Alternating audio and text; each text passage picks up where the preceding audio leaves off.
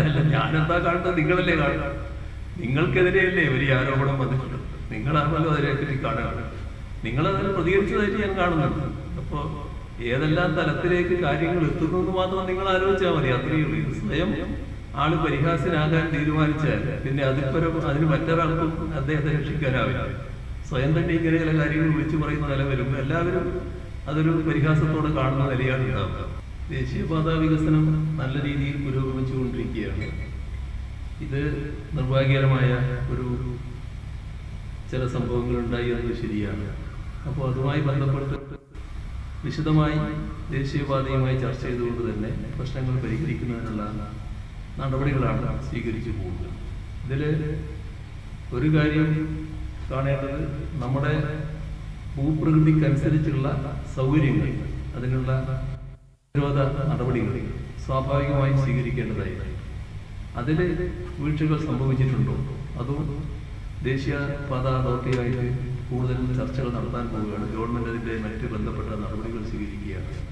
അപ്പോൾ അതുമായി ബന്ധപ്പെട്ട് ഇപ്പോൾ നടന്നിട്ടുള്ള വർക്ക് മറ്റു വീഴ്ചകളില്ലാതെ നിലക്ക് മുന്നോട്ട് കൊണ്ടുപോകുന്നതിനാവശ്യമായ എല്ലാ നടപടികളും സ്വീകരിക്കുന്നു.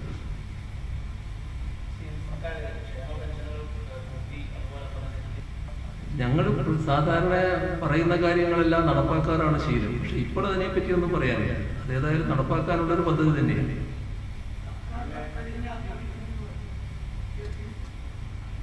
അല്ല, അത് അവരുടെ പാർട്ടിയുമായിട്ട് ബന്ധപ്പെട്ട പ്രശ്നങ്ങളാണ്. ഇപ്പൊ കേരളത്തിന്റെ പൊതുവായ പ്രശ്നങ്ങൾ എടുത്താൽ കേരളത്തിന്റെ വികസന കാര്യങ്ങളിൽ സഹായകമായ നിലപാടല്ല പ്രതിപക്ഷം പൊതുവെ സ്വീകരിച്ചിരുന്നത്.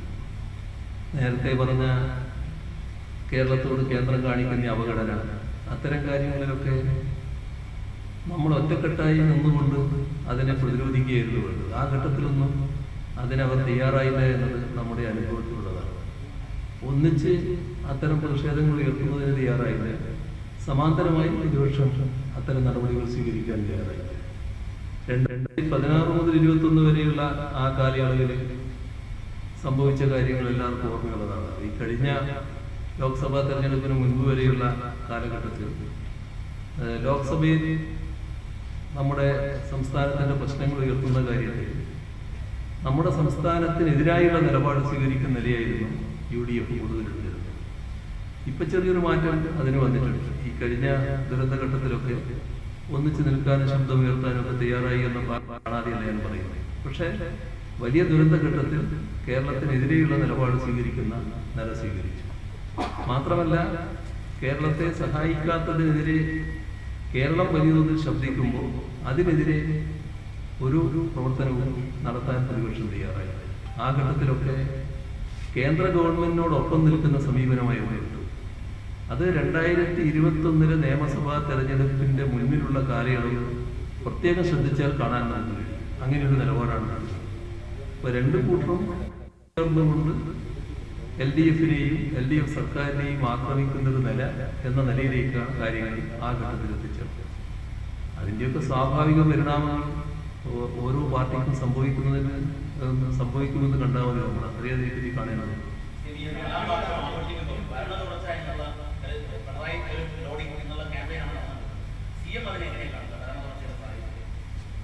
ഇപ്പൊ നമുക്ക് തെരഞ്ഞെടുപ്പൊന്നും നമ്മുടെ മുന്നിലില്ല. ഇപ്പൊ ഈ വർഷം നമുക്ക് നല്ല നിലക്ക് വർക്ക് ചെയ്തു പോകാം. ഈ പ്രവർത്തനത്തിന്റെ ഭാഗമായി ഇനിയും ചില കാര്യങ്ങൾ പൂർത്തിയാക്കാനുണ്ട്. കഴിഞ്ഞ LDF മുന്നോട്ട് വെച്ച പ്രകടന പത്രികയിൽ ചില കാര്യങ്ങൾ ഇനിയും പൂർത്തിയാക്കാനുണ്ടാവും. ഈ 4ാം വർഷത്തിൽ അതിനാണ് ഞങ്ങൾ മുൻഗണന കൊടുക്കുന്നത്. അത് ഏതൊക്കെയാണ് ഇനി ബാക്കിയുള്ളത്? ആ ബാക്കിയുള്ള കാര്യങ്ങൾ പൂർണ്ണതയിലേക്ക് എത്തിക്കണം. അതിനുവേണ്ടിയുള്ള ശ്രമമാണ് ഇപ്പം നടന്നത്. ബാക്കി കാര്യങ്ങൾ നമുക്ക് തെരഞ്ഞെടുപ്പ് വരുമ്പോൾ ആലോചിക്കാം. ഇപ്പോഴേ ആലോചിച്ച് നോക്കണ്ട.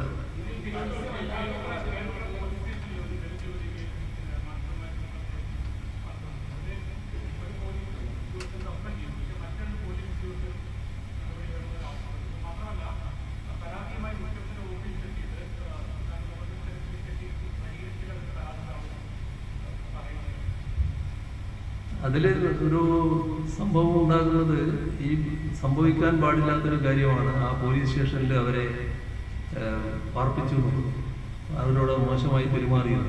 അത് സാധാരണ നിലക്ക് പോലീസിന്റെ ഭാഗത്ത് ഉണ്ടാകാൻ പാടില്ലാത്ത, അതിനകത്താണ് നടപടി ഇപ്പോൾ വന്നിട്ടുള്ളത്. അത് സംഭവിക്കുന്നത് തന്നെ ഇവര് അതുമായി ബന്ധപ്പെട്ട് ഓഫീസിൽ വന്ന് പരാതി പറഞ്ഞു. ആ പരാതി പറഞ്ഞപ്പോൾ തന്നെ ആ പ്രശ്നത്തിൽ ഇടപെടാമെന്നും എന്താണ് ഉണ്ടായതെന്ന് പരിശോധിക്കാമെന്നും പറഞ്ഞു. പരിശോധനക്കുള്ള സമയം മാത്രമേ എടുത്തിട്ടുള്ളൂ. സമയം പരിശോധിച്ചാൽ നമുക്ക് കാണാൻ പറ്റും. അവർ വന്ന് പറഞ്ഞു. പിറ്റേ ദിവസം കഴിയുമ്പോഴേക്ക് തന്നെ അതിന്റെ പരിശോധനകൾ കഴിഞ്ഞു, അതിന്റെ മേലെയുള്ള നടപടിയും വന്നു. എന്നാൽ അവർക്കുണ്ടായിരുന്ന മറ്റൊരാവശ്യം ഞാൻ മനസ്സിലാക്കുന്നത് ആ കേസിൽ ഇടപെടണമെന്നായിരുന്നു. കേസിൽ അങ്ങനെ ഓഫീസിൽ ഇടപെടാൻ പറ്റില്ല. കേസ് സാധാരണഗതിയിൽ പോലീസ് അന്വേഷിക്കുകയും അതിന്റെ നടപടികൾ തുടരുകയാണല്ലോ വേണ്ടത്. അതാണ് അവരോട് പറഞ്ഞതും അവരെ ബോധ്യപ്പെടുത്തിയത്. അതേസമയം അവരോട് സ്വീകരിക്കാൻ പാടില്ലാത്ത നിലപാട് സ്വീകരിച്ച പോലീസ് നടപടിയെ ഗൗരവമായി കണ്ട് അതിനാവശ്യമായ നിർദ്ദേശങ്ങൾ പോലീസിന് നൽകി പോലീസിന്റെ അന്വേഷണത്തിന്റെ ഭാഗമായിട്ട് തന്നെ തെറ്റാണ് സംഭവിച്ചതെന്ന് കണ്ടുകൊണ്ട് നടപടിയും വന്നു. അതാണ് സംഭവിച്ചത്.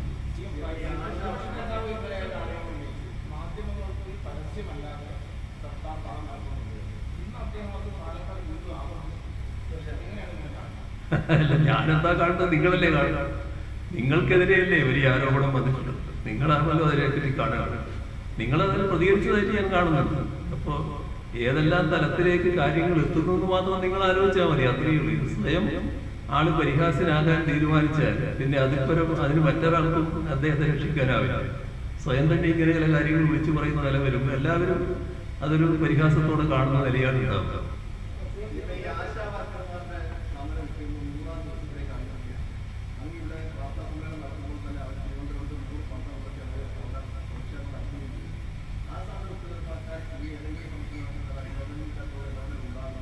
ഇപ്പൊ തൽക്കാലം ഒരു ഇടപെടലുണ്ടാവും.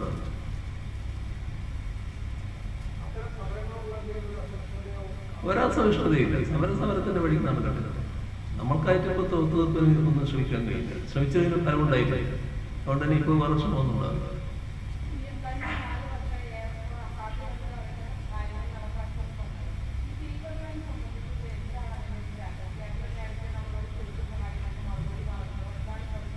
ആ അസാധ്യം നമ്മൾ വിചാരിച്ചാൽ മാത്രം തീർക്കാൻ കഴിയുന്ന കാര്യമാണ്. അതിനകത്തുള്ളൊരു പ്രശ്നം റെയിൽവേ ലൈനാകുമ്പോൾ കേന്ദ്രത്തിന്റെ അനുമതി വേണം. അനുമതിയോടെ മാത്രമേ അത് നടപ്പാക്കാൻ പറ്റൂ. അപ്പൊ നമ്മൾ പ്രതീക്ഷിക്കുന്നത് എന്താ? ഇത്തരമൊരു പദ്ധതി വന്നാൽ അതിന് സാധാരണഗതിയിൽ ആരും എതിരായിരിക്കില്ല. പിന്നെ ഇന്ത്യ ഗവൺമെന്റും ഇത്തരം പദ്ധതികളിലൂടെ രാജ്യം പുരോഗമിക്കേണ്ട കാര്യങ്ങളെ പറ്റി പറഞ്ഞുകൊണ്ടിരിക്കുന്നത്. അപ്പൊ അവരും ഇതിനെ എതിർക്കേണ്ട കാര്യം സാധാരണഗതിയിൽ വരുന്നില്ല. അങ്ങനെയാണ് ഉത്തമ വിശ്വാസത്തോടെ ആ പദ്ധതി മുന്നോട്ട് വെച്ചത്. പക്ഷെ പദ്ധതി മുന്നോട്ട് വെച്ച് കഴിയുമ്പോൾ അത്യന്തം നിർഭാഗ്യകരമായ അവസ്ഥയാണ് ഉണ്ടായത്. ആ പദ്ധതിക്ക് അംഗീകാരം നൽകില്ല എന്ന നിലപാടുള്ളൂ. അതിനിടയാക്കിയത് ഇവിടെയുള്ള ചില ആളുകൾ ഇപ്പൊ ഇത് വേണ്ട എന്നുള്ള നിലപാടുള്ളത്. ഈ പദ്ധതി ആകെ വേണ്ട എന്നല്ല, നമ്മുടെ നാട്ടില് റെയിൽവേ വികസനേ പാടില്ല എന്നുള്ളതല്ല, ഇപ്പൊ വേണ്ട, ഇതായിരുന്നു അവരുടെ താല്പര്യം. ഏതായാലും അതിന് വഴങ്ങില്ല എന്നാണ് ഞങ്ങൾ കണക്കാക്കിയത്. കാരണം ഇതൊക്കെ രാജ്യത്തിന്റെ വികസനത്തിൽപ്പെട്ടതാണല്ലോ. നമ്മുടെ സംസ്ഥാനത്തിന്റെ നമ്മുടെ രാജ്യത്തിന്റെ ഒരു ഭാഗമാണല്ലോ സംസ്ഥാനം. ആ സംസ്ഥാനത്തിന് വികസനം വരുമ്പോൾ അത് രാജ്യത്തിന്റെ വികസനത്തിന്റെ ഭാഗമായിട്ടല്ലേ വരിക.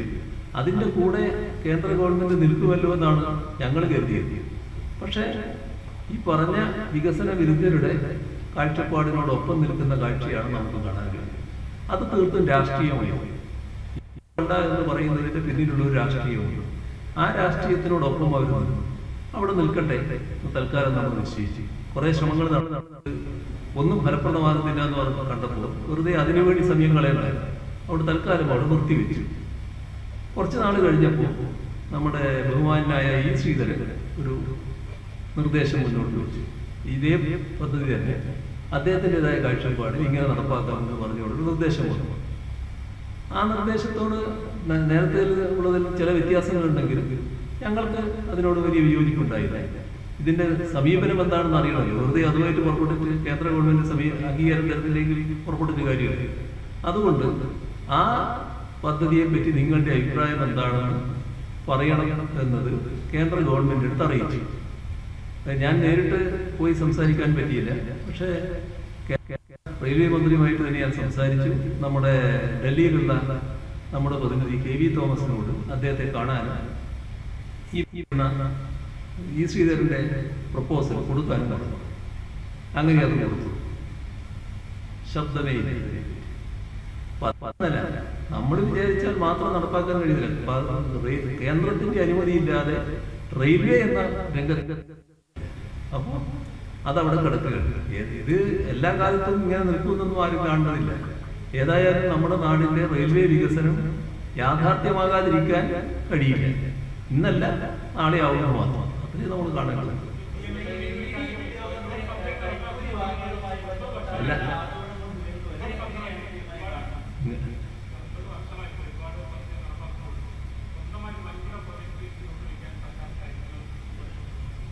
ഇവിടെ പറഞ്ഞതല്ലേ ഇവർ നടപ്പാക്കിയതാണ്. ഇതായത് വേറെ ഒന്നും പറയാനില്ലാത്തത് കൊണ്ട് ഇങ്ങനെ ഓരോന്നും പറയാണ്. ഇപ്പൊ ഈ പറഞ്ഞ ഞാൻ കുറെ കാര്യങ്ങൾ പറഞ്ഞല്ലോ, അതൊക്കെ ആരുടെ പദ്ധതിയാണ്?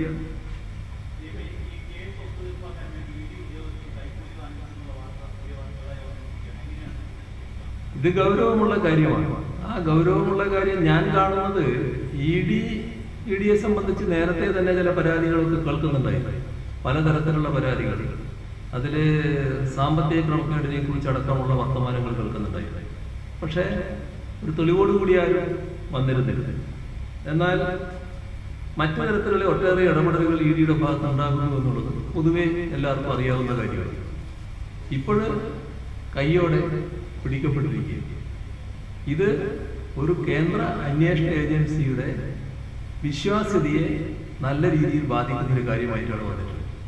മാത്രമല്ല, ഇപ്പോൾ അത്തരമൊരു പരാതി വന്നപ്പോൾ ഒരു ബഹുമാനായ ബിഷപ്പ് തന്നെ അദ്ദേഹത്തിന്റെ അനുഭവത്തിലുണ്ടായ കാര്യം പരസ്യമായി പറഞ്ഞിരിക്കുന്നു. അത്തരമൊരു സാഹചര്യത്തിൽ ഇതിൽ പ്രധാനമന്ത്രി ഇടപെടേണ്ടതായിട്ടുണ്ട്. പ്രധാനമന്ത്രി ഇതുമായി ബന്ധപ്പെട്ട കാര്യങ്ങൾ പരിശോധിച്ച് ഈ വിശ്വാസ്യത വീണ്ടെടുക്കാനുള്ള പുനഃസംഘാടനത്തിലേക്ക് കടക്കേണ്ടതായിട്ടുണ്ട്. അതുമായി ബന്ധപ്പെട്ട പ്രശ്നങ്ങളുമായി കാണാം. അതിന്റെ കാര്യങ്ങൾ വിശദമായി അന്വേഷിക്കുന്നതിന് പ്രധാനമന്ത്രി തന്നെ ഇടപെടണമെന്നാണ് എന്റെ അഭിപ്രായം.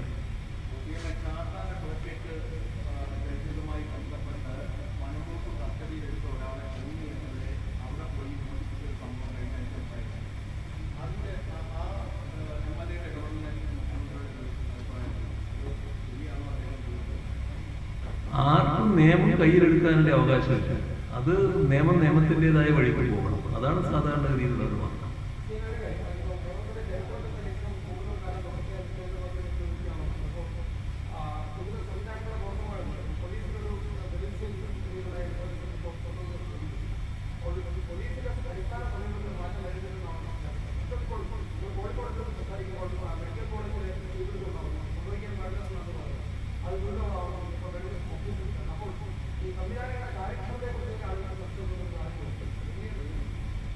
അങ്ങനെ കാണേണ്ടതായിട്ടില്ല. ഈ വൈദ്യുതി എന്ന് പറയുന്നത് നമുക്ക് നല്ല വെളിച്ചമൊക്കെ നൽകുന്ന വളരെ നല്ല കാര്യങ്ങളൊക്കെ ആണെങ്കിലും അതിനകത്ത് ചില കാര്യങ്ങൾ അപകടകരമായി വന്നാൽ അതൊരു തീയായിട്ട് മാറും. അത് ശ്രദ്ധയിൽപ്പെടാതിരുന്ന് അത് ഇപ്പോൾ കോഴിക്കോട് സംഭവിച്ചതുപോലെ ആളിക്കത്തുന്ന അവസ്ഥയിലേക്ക് മാറും. അപ്പോൾ അത്തരം കാര്യങ്ങൾ വരാതിരിക്കുന്നതിനാണ് ഗൗരവമായിട്ടുള്ള ഇടപെടലുകൾ പലതരത്തിൽ നടക്കുന്നത്. ഇവിടെ കാണേണ്ടത് നമ്മുടെ കെട്ടിടങ്ങളിൽ പല തരം കെട്ടിടങ്ങളുണ്ട്. പുതിയ കെട്ടിടങ്ങൾക്ക് കൃത്യമായ ഫയർ ഓഡിറ്റും മറ്റു കാര്യങ്ങളും ബാധകമാണ്. പഴയ കെട്ടിടങ്ങൾക്ക് അത്രത്തോളം ഫയർ ഓഡിറ്റ് ഉണ്ടായിട്ടില്ല. ഈ പഴയ കെട്ടിടങ്ങളുടെ കാര്യത്തിലും നല്ല പരിശോധനകൾ ആവശ്യമാണ് എന്നുള്ളതാണ് ചില അനുഭവങ്ങൾ കാണിക്കുന്നത്. അപ്പോൾ ഉണ്ടാകുന്ന ഒരു അനുഭവത്തിൽ നിന്ന് അത് ആവർത്തിക്കാതിരിക്കാനുള്ള മറ്റു കരുതലുകൾ നമ്മൾ സ്വീകരിക്കുകയാണ് വേണ്ടത്. അതിനുള്ള നടപടികൾ ഫലപ്രദമായി സ്വീകരിച്ചു വരുന്നുണ്ട്. കോഴിക്കോട് ആശുപത്രിയിലുണ്ടായ കാര്യം അത് കൃത്യമായി പരിശോധനകൾ നടന്നുകൊണ്ടിരിക്കുകയാണ്. അതിന്റെ ഭാഗമായിട്ടുള്ള നടപടികൾ സ്വീകരിക്കും. കോഴിക്കോട്ടെ ഇപ്പം കട തീപിടിച്ചതുമായി ബന്ധപ്പെട്ട കാര്യം കലക്ടറിൽ നിന്ന് റിപ്പോർട്ട് പ്രതീക്ഷിച്ചിരിക്കുകയാണ്. ഇപ്പോൾ അടുത്ത ദിവസം തന്നെ കലക്ടർ റിപ്പോർട്ട് നൽകുമെന്നാണ് കാണുന്നത്. അതൊക്കെ ബന്ധപ്പെട്ട് ഫലപ്രദമായ നടപടികൾ നമുക്ക് സ്വീകരിക്കാമെന്നാണ് അതേക്കുറിച്ച് പറയാൻ.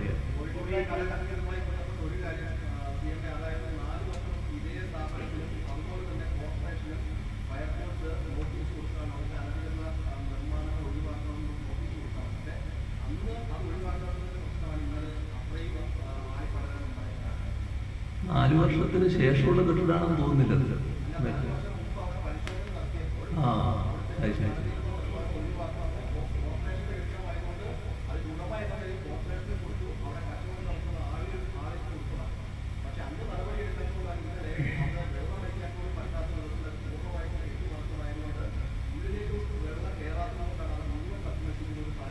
ഈ റിപ്പോർട്ട് വന്നതിന് ശേഷം നിങ്ങൾ പറഞ്ഞത് കൂടി ചേർത്തുകൊണ്ട് എന്താണ് ചെയ്യാൻ പറ്റുമെന്ന് നോക്കും.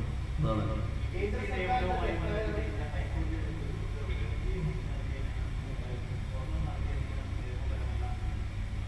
അത് ശരിയായ ഒരു വിധിയാണ്. അതിനെപ്പറ്റി ഞാൻ കൂടുതൽ പറയേണ്ടതില്ല. എന്തൊക്കെയായിരുന്നു ആയിരിക്കും കാര്യം ഇവിടെ കാണിച്ചതെന്ന് എല്ലാവർക്കും അറിയാവുന്നതാണ്. പക്ഷേ ഏതൊരു നേതമായ ചില മാനദണ്ഡങ്ങളുണ്ടല്ലോ, ആ മാനദണ്ഡങ്ങൾ ലംഘിച്ചുകൊണ്ട് കാര്യങ്ങൾ നിർവഹിച്ചതിനാണ് ഇപ്പോൾ അവസാന തീരുമാനം വീണ്ടും ഹൈക്കോടതിയിൽ നിന്നുണ്ടായത്. അത് നേരത്തെ സ്വീകരിച്ച തെറ്റായ നടപടികൾക്ക് നേരെയുള്ള ജുഡീഷ്യറിയുടെ ശക്തമായ ഇടപെടലാണ്. അതൊരു മാതൃകയായി അംഗീകരിച്ച് ഇനി അങ്ങോട്ട് പോകണമെന്നാണ് കാണുകയാണ്. നമുക്കിനി ദീർഘിപ്പിക്കണ്ട, സമയം ഏകദേശമായി കഴിഞ്ഞിരിക്കും.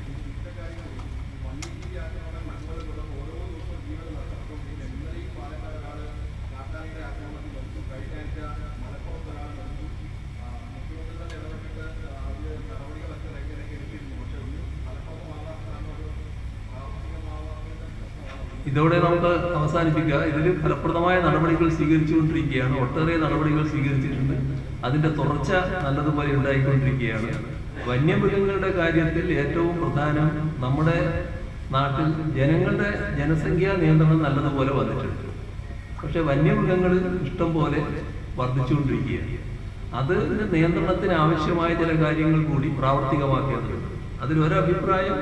ഒരഭിപ്രായമല്ല, ലോകത്താകെ നടക്കുന്നത് ഒരു ഭാഗത്തെ കുറക്കുന്നതിന് വേണ്ടിയുള്ള നായാട്ടും മറ്റുമാണ്. അത്തരം നടപടികൾ നമ്മുടെ രാജ്യത്ത് നിരോധിച്ചിരിക്കുന്നു. ഇതിനെ തൊടാൻ പാടില്ല എന്നുള്ള നിലയിലാണ് കാര്യങ്ങൾ നീക്കുന്നത്. അത് മാറണമെന്നാണ് സംസ്ഥാനത്തിന്റെ അഭിപ്രായം. സംസ്ഥാന സർക്കാർ തന്നെ കേന്ദ്ര ഗവൺമെന്റിനോട് ആവശ്യപ്പെട്ടിട്ടുണ്ട്. ഇത്തരം നയം തിരുത്തേണ്ടതാണ്. പക്ഷെ കേന്ദ്ര നിയമം അതിനെതിരാണ്. ആ നിയമത്തിൽ മാറ്റം വരണം എന്നുള്ളതാണ് അത് സംബന്ധിച്ച് പറയാൻ. നമുക്ക് ഇന്ന് വാർഷിക ദിനമായതുകൊണ്ട് ഒരു കേക്ക് മുറിച്ചുകൊണ്ട് അവസാനിപ്പിക്കാം. മറ്റേ പത്രസമ്മേളനം കൂടി അവസാനിപ്പിക്കാം. നിങ്ങളുടെ മൈക്കെടുത്താൽ ഇവിടെ കേക്ക് വെക്കാം.